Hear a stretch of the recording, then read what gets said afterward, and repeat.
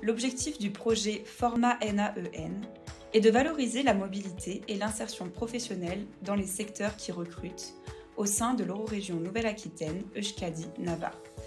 Il s'agit de développer, sur la période 2019-2022, une offre qualifiée, ciblée et mieux adaptée aux réalités transfrontalières. Pour cela, 4 actions principales ont été entreprises.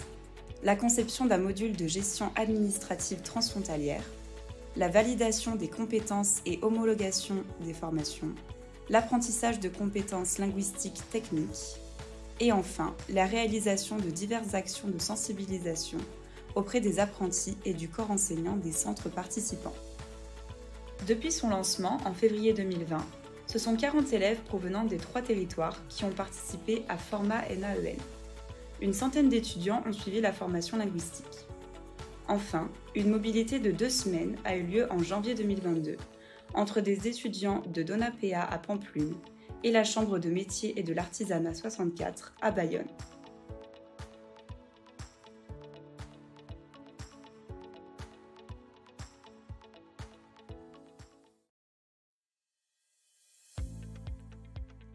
Le projet Atlantic On Bike vise à développer et à promouvoir une destination touristique européenne durable et d'excellence basée sur l'un des itinéraires cyclables longue distance les plus longs et les plus fascinants, l'Eurovélo 1, route de la côte atlantique.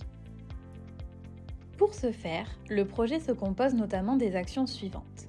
Le développement de l'offre cyclotouristique le long de l'Eurovélo 1, la création d'un produit touristique avec une marque commune, l'association des clients habitants et des territoires pour concevoir ce produit, la constitution d'un réseau de villes partenaires et ambassadrices de l'itinéraire, et enfin la création d'une plateforme transnationale pour analyser les bénéfices économiques de l'itinéraire à différentes échelles territoriales.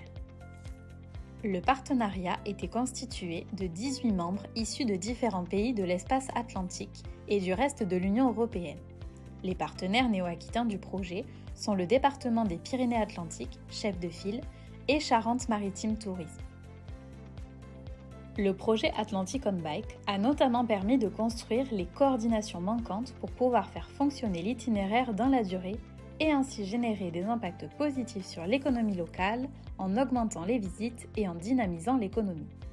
Atlantic On Bike, c'est également le renforcement de la connaissance de l'itinéraire par le partage de données géographiques, la mise en place d'un jalonnement, la réalisation de premières études de fréquentation sur un socle méthodologique commun et enfin la création d'outils de promotion de l'itinéraire.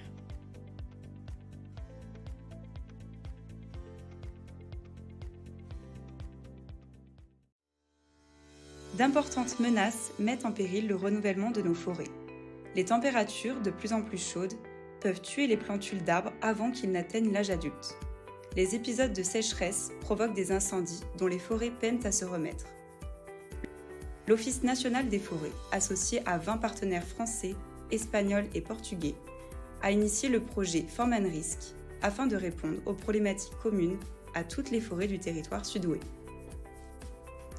Afin d'atteindre les objectifs fixés, de nombreuses actions ont vu le jour, dont la mise en place des stratégies pour renforcer nos forêts et les adapter aux conditions de demain en anticipant les menaces, l'amélioration des techniques pour régénérer les forêts, le développement des outils de prévention du risque incendie et aussi la sensibilisation des pouvoirs publics et de la population aux risques naturels.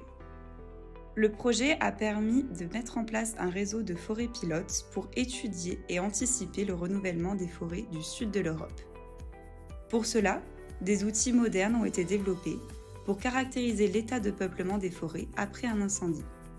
Enfin, un guide de prescription a été réalisé pour mieux prendre en compte le risque d'incendie dans les reboisements.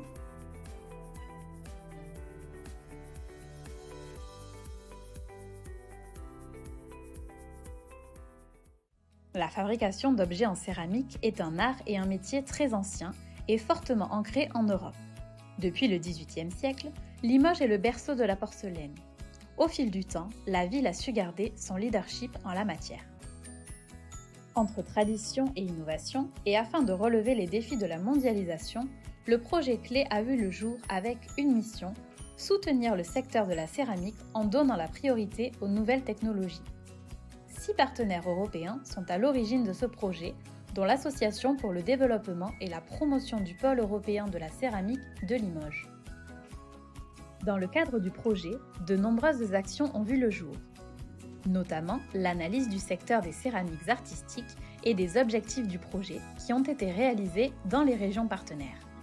Un état des lieux a également été effectué sur les types de financement, qu'ils soient régionaux ou européens, dans le secteur de la céramique artistique.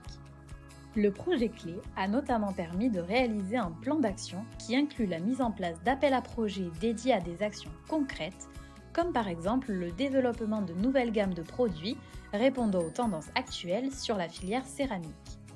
Enfin, une feuille de route de la filière cuir, luxe, textile et métiers d'art de la région Nouvelle-Aquitaine a été élaborée.